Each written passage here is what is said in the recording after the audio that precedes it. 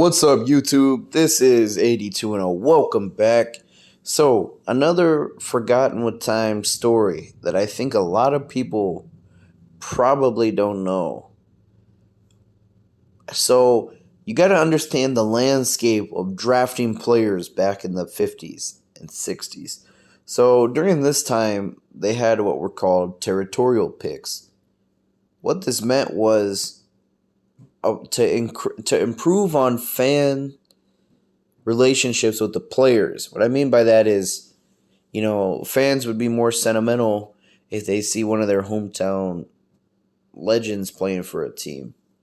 So what this meant was teams were able to get a territorial pick. That meant if a player was from that area, like Philadelphia, for example, Philadelphia 76ers would have the rights to that player.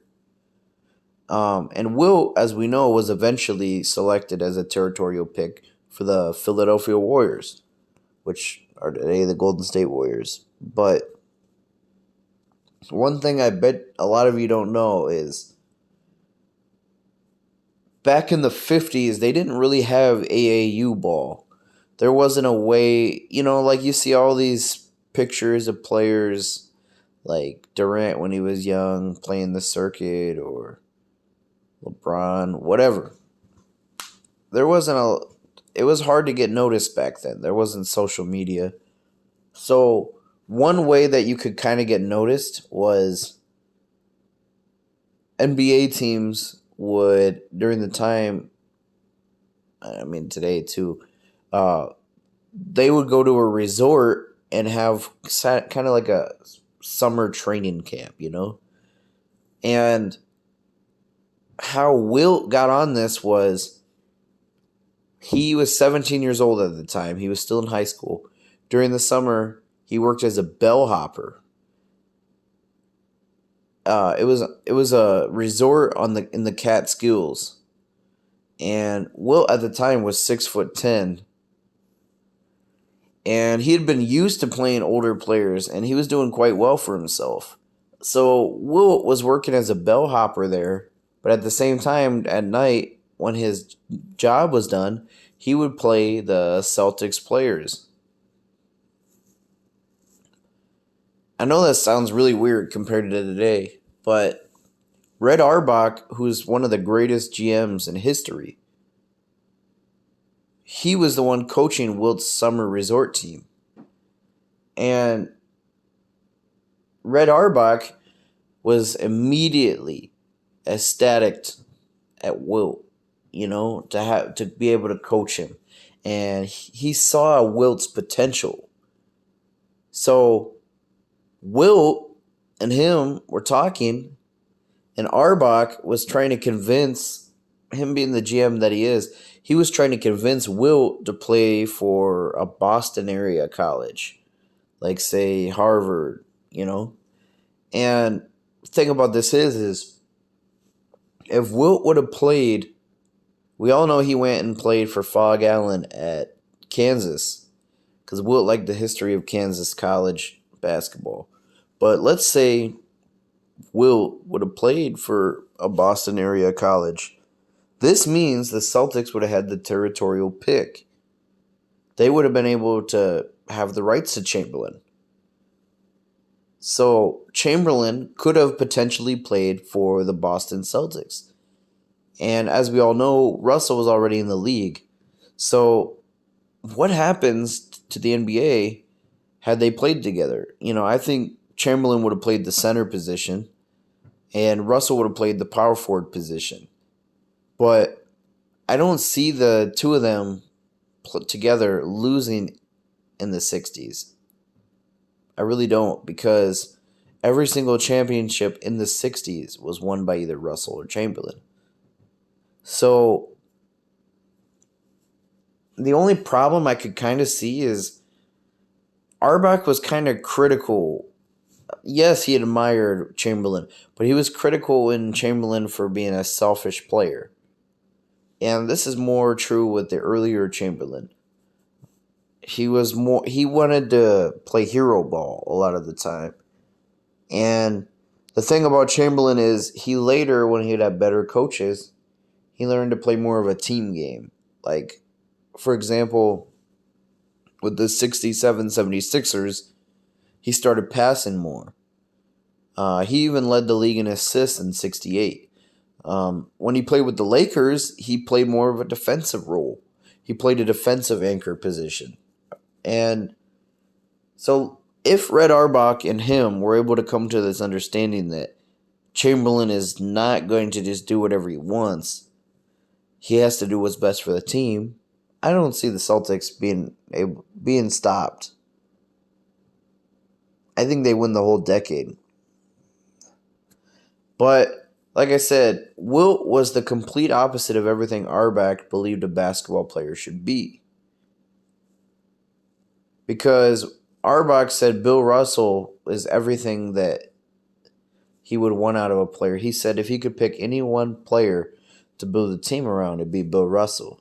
So I think Wilt would kind of change his play style. I don't think you'd see Wilt putting up 50 points per game, obviously. So a game against Shanga Lodge was the perfect opportunity for Red to teach Wilt a lesson in humility and team-first basketball. The Shanaga Lodge had BH on the team, an All-American from the University of Kansas.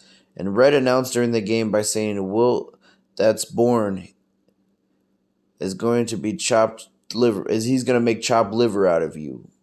So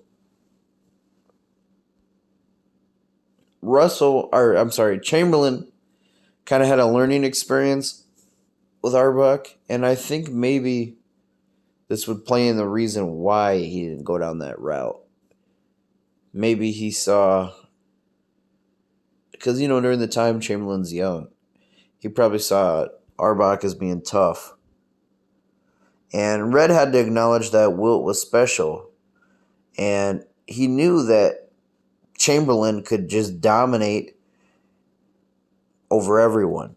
But to win the game, you can't win it on your own. You have to play a complete team effort.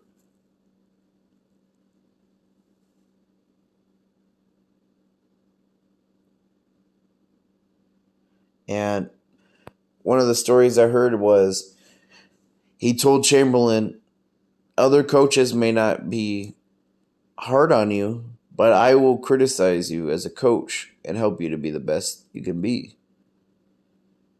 And he allowed himself to be coached during that game after that halftime. And Wilt started playing defense the way Red wanted him to play defense and learned a lot in that summer. And Auerbach definitely tried to recruit Chamberlain that night. And from what I've read was when he was trying to pitch his mission to get him to play for the Boston area college, he was playing poker with Wilt, giving him cigars. And yeah, that was it. Wilt obviously never went. There's only been a few from what I've read, and I'm sure somebody in the comments can probably post something they found. There's only been a few times where Wilt publicly spoke about these camp that he played with Auerbach. But this is just something interesting. I think a lot of people know that him and Auerbach had an up and down relationship, but I don't think a lot of people know that Red Auerbach had coached Wilt Chamberlain at 17 during a summer basketball league. And I think this is kind of what made Wilt so ready for the pros is he had experience playing with a lot older players. And I think a big reason why maybe Wilt didn't want to go to the Celtics too is he didn't like the area. I think what part of the reason why he went to Kansas is it intrigued him, from what I've read, to move to a different part of the country. Now, Philly, where he's from, isn't too far from Boston. It's the East Coast. He was even looking at colleges out on the West Coast. I think part of it was he just wanted to move to a different part of the country for college. It excited him. But nonetheless, Wilt went on to have an illustrious career. He still got 2 championships, but he could have potentially had, 10, 11 championships? And Wilt played into the 70s, right? Could he have won championships with the Celtics in the 70s after Russell retired? So who knows? Let me know your thoughts are down below. Thanks for watching.